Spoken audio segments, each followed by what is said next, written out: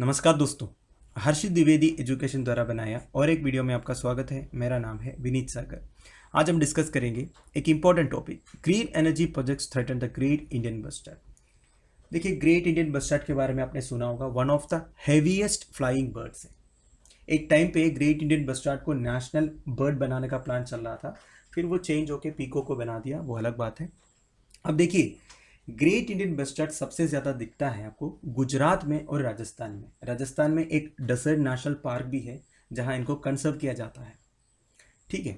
अब 4-5 महीने पहले ऐसे बोबडे साहब जब चीफ जस्टिस ऑफ इंडिया थे, उन्होंने एक ऑर्डर पास किया था कि ग्रेट इंडियन बस्टर्ड के हैबिटेट से जितने भी हाई पावर ट्रांसमिशन लाइन्स गुजर रहा है उनको अंडरग्राउंड कर दो।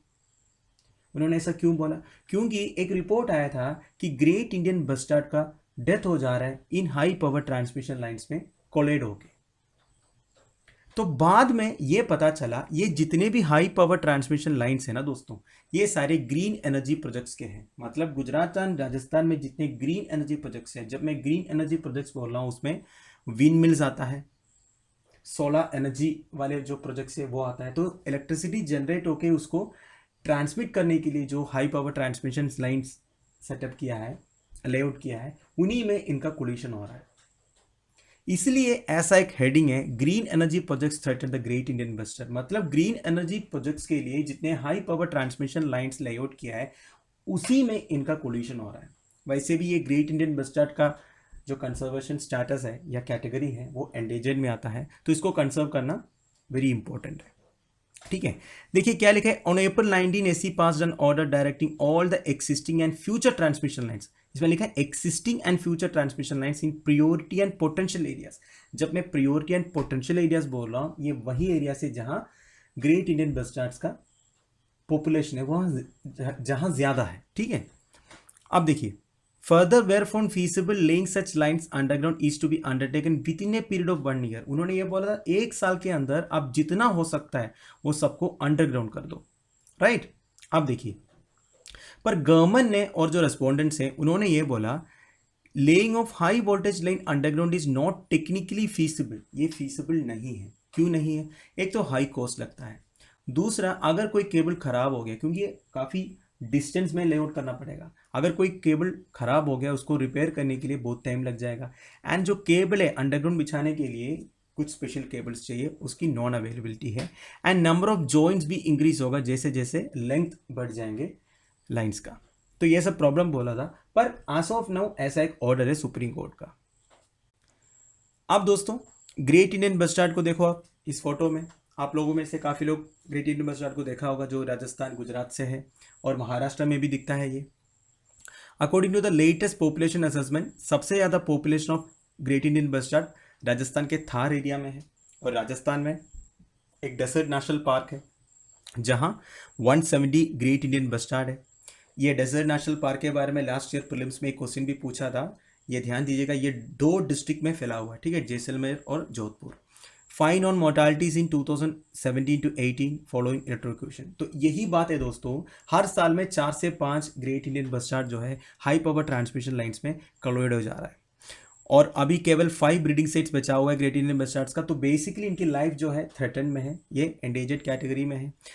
गवर्नमेंट की तरफ से एक national conservation great Indian bustard breeding programme है जिसमें state government of Gujarat, Rajasthan, Maharashtra वगैरह इन्वॉल्व है। और ये सुपरवाइज करता है wild life institute of India. Right. अब देखिए, wild life institute of India ने एक सर्वे किया था 80 किलोमीटर्स ऑफ पावर लाइन्स में, वो भी थार डेजर्ट रीजन में। तो इन्होंने एक सिंगल ईयर में 4 से 5 बस्टर्ड डेथ्स रिपोर्ट किया था due to high transmission wires including some connected to wind turbines. आप देखिए, ये जो हाई पावर ट्रांसमिशन लाइन्स है ना दोस्तों, एक तो ये सोलर एनर्जी प्रोजेक्ट से आता है, दूसरा ये जो विंड टर्बाइन्स है उससे जो इलेक्ट्रिसिटी प्रोड्यूस हो रहा है उसमें से आता है। अब ये होता क्यों है, ये ग्रेट इंडियन बस्टर्ड्स इतना मरता क्यों है कोलाइड होके? एक तो इसका वेट ज़्यादा है, इसलिए काफ़ी हाइट में ये फ्लाई नहीं कर पाता है, लो फ्लाइंग करते हैं। और इनकी जो आईसेट है ये वेरी पुअर है और tend to fly low, look down towards the ground. ये प्रॉब्लम है, ये जब फ्लाई करते हैं ना दोस्तों, एक तो लो फ्लाइंग करते हैं और ये सामने देखते नहीं, आगे देख के फ्लाइंग नहीं करते, ये नीचे देख के फ्लाइंग करते हैं। इसलिए इनका आगे क्या इनको समझ में नहीं आता, ये कहीं भी कोलाइड हो जाता है। और जब ये हाई पावर ट्रांसमिशन लाइंस में कोलाइड हो जाता है, इलेक्ट्रोक्यूट हो जाता है और मर जाता है। Besides the transmission wires, a rapid conversion of grassland for farming or industrial projects and a slow birth rate bustards lay one egg every year or two. देखिए इसकी लाइफ थ्रेटन्ड है, इंडेंजर्ड है, मैंने बोला इसका काफ़ी रीजन है। एक तो ट्रांसमिशन वायर्स में जो कोलाइड होकर मार रहा है वो, ऊपर से ये जो अंडे देते हैं ना दोस्तों, वन एग एवरी ईयर और टू, एक साल में एक ही अंडा देता है। तीसरा ये है जितने ग्रासलैंड से इनका जो हैबिटेट है वो धीरे धीरे फार्मिंग के लिए या इंडस्ट्रियल प्रोजेक्ट्स के लिए कन्वर्ट हो जा रहा है। इसका एक रीज़न ये है, government of India renewable energy produce करने के लिए काफ़ी प्रोजेक्ट्स को अप्रूव कर रहा है। अब अच्छी बात है, हमारी ग्रीन हाउस गैस एमिशन कम हो जाएगा रिन्यूएबल एनर्जी से अगर आप इलेक्ट्रिसिटी प्रोड्यूस करोगे। पर रिन्यूएबल एनर्जी प्रोजेक्ट्स के लिए भी जो जगह यूज़ हो रहा है, जहाँ आप सोलर पावर प्रोजेक्ट्स लगा रहे हैं, सोलर पार्क में जो सोलर प्रोजेक्ट्स लगा रहे हैं, जहाँ आप विंड मिल्स लगा रहे हैं, उसके लिए भी ये जो ग्रेट इंडियन बस्टार्ड जैसे कई सारे बर्ड्स हैं, इनके हैबिटेट कॉम्प्रोमाइज हो जा रहा है, right. India the third world's biggest emitter of green house gases plans to expand its renewable power capacity to 450 gigawatts. हमारी जो टारगेट है वो 450 गीगावाट्स है रिन्यूएबल एनर्जी वाला, ठीक है। इसलिए इतना ज़्यादा प्रोजेक्ट्स को हम अप्रूव कर रहे हैं, right. Therefore, many green energy projects are coming up which are becoming a threat to some species.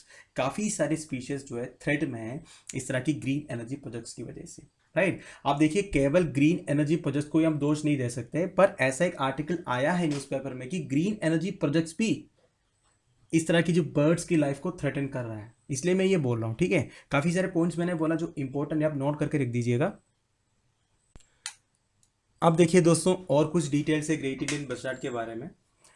ये राजस्थान में सबसे ज़्यादा दिखता है, 128 है। ये काफ़ी पुराना डाटा है, फिर भी आप देख लीजिएगा। सबसे ज़्यादा राजस्थान में है, फिर गुजरात में है, महाराष्ट्र में है और थोड़ा सा कर्नाटका एंड आंध्र प्रदेश मिला के है, ठीक है। इसकी थ्रेट्स क्या है मैंने बता दिया आपको। Fatal collision with power lines है, nest predation by native predators.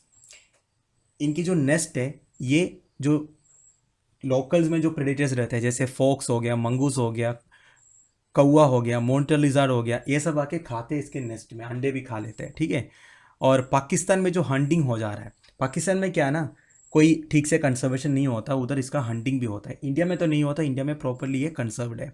और एग्रीकल्चर एक्टिविटीज़ के लिए जो फार्म लैंड्स एक्सपांड हो रहा है इसकी वजह से, एंड पेस्टिसाइड्स की वजह से, grazing pressure, plantation of shrubs and tree species in grasslands. Grasslands में ज़्यादा श्रब्स प्लांट करने से एंड ट्रीज प्लांट करने से ग्रासलैंड्स जैसे कम हो जाएंगे, इसके लाइफ थ्रेटन हो जाता है। पुअर लैंड यूज़ पॉलिसीज़ जो गवर्नमेंट की तरफ से उसकी वजह से, एंड इनकी जो हैबिटेट लॉस है उसकी वजह से। और इसकी पॉपुलेशन डिक्लाइन देख लीजिए, 90% फेल हुआ है 50 साल से। अगर 1969 से आप देखोगे 90% पॉपुलेशन गया। And population size was 1260 individuals in 1969। 1978 में 745 हो गया, 2000 तक 600 हो गया, 2011 तक 250 हो गया और 2019 में लेस देन 150 हो गया। अब तो 2021 हो गया और भी कम हो गए होंगे। अगर ठीक तरह से इसको कंसर्व नहीं करोगे ये पूरी तरह एक्सटेंड हो जाएगा। अब दोस्तों ग्रीन एनर्जी प्रोजेक्ट्स की वजह से इंडिया में ऐसे कई सारे एग्जाम्पल्स हैं जहां बायोडाइवर्सिटी इम्पैक्ट हो गया हो। इसमें से कुछ एग्जाम्पल्स इधर कोट किया है, ध्यान दीजिएगा, वेरी इंपॉर्टेंट। एक तो कोयना वाइल्ड लाइफ सेंचुरी है महाराष्ट्र में, उधर one of the largest wind farms हैं जो विंड मिल्स लगाए हैं, उसकी वजह से उधर के बायोडाइवर्सिटी तो इम्पैक्ट हो ही गया। Specifically behavioural activities of fan throated lizard, एक टाइप का लिजर्ड है फैन थ्रोटेड लिजर्ड, उसके पूरे बिहेवियरल एक्टिविटीज ही चेंज हो गया विंड फार्म्स की वजह से। दूसरा है गुजरात में गल्फ ऑफ खंबत में भी विंड फार्म्स हैं, वो उधर के मरीन बायोडाइवर्सिटी को अफेक्ट किया। तीसरा है Andhra lake wind farm close to Bhima Shankar Wildlife Sanctuary Maharashtra has led to felling of trees and diversion of forest land। जब महाराष्ट्र में आंध्रा लेक विंड फार्म, ये इंडिया का सबसे बड़ा विंड फार्म है, ध्यान दीजिएगा, आंध्रा लेक विंड फार्म जो Bhima Shankar wild life sanctuary के पास में है, उधर ये विंड फार्म जब लगाए थे ना, काफ़ी ट्रीज कट किए थे एंड फॉरेस्ट लैंड जो है उसको अफेक्ट किया। तो ट्रीज कट हो गया तो प्रॉब्लम है ही, काफ़ी बायोडाइवर्सिटी अफेक्ट हो जाएगा। और एक इंपॉर्टेंट पॉइंट ये है दोस्तों, ये क्वेश्चन आपसे एग्जामिनेशन में पूछा भी जा सकता है। आंध्रा लेक सुनते ही आप ये मत बोलिएगा कि ये आंध्र प्रदेश में है। आंध्रा लेक विंड फार्म जो है महाराष्ट्र में है, Bhima Shankar wild life sanctuary के आसपास, राइट। तो दोस्तों that's end of it. A video में इधर फिनिश कर रहा हूँ। वो आर्टिकल में जितना इंपॉर्टेंट पॉइंट था आपके एग्जामिनेशन पर्सपेक्टिव में, वो सब मैंने आपको बता दिया। इधर स्पेसिफिकली ग्रेट इंडियन बस्टार्ड के बारे में बताया है जो सबसे इम्पोर्टेंट है, काफ़ी न्यूज़ में रहा है ग्रेट इंडियन बस्टार्ड, इसलिए इसके बारे में आपके पास फुल इन्फॉर्मेशन होनी चाहिए। और एक इम्पॉर्टेंट ये है दोस्तों, ग्रीन एनर्जी प्रोजेक्ट्स के नेगेटिव इम्पैक्ट के बारे में मैंने आपको बता दिया। ठीक है, वैसे ग्रीन एनर्जी प्रोजेक्ट सुनते ही सबको पॉजिटिव ही लगता है, पर थोड़ा सा नेगेटिव इम्पैक्ट्स भी है। वो थोड़ा नहीं है, क्योंकि बायोडाइवर्सिटी अफेक्ट हो रहा है, मतलब इनडायरेक्टली ह्यूमन लाइफ को भी वो अफेक्ट करेगा, है कि नहीं दोस्तों? क्योंकि हम सब एक ही प्लानट में बिलोंग करते हैं, सबका लाइफ सेव करना या सबको जीने देना हमारी रिस्पॉन्सिबिलिटी है।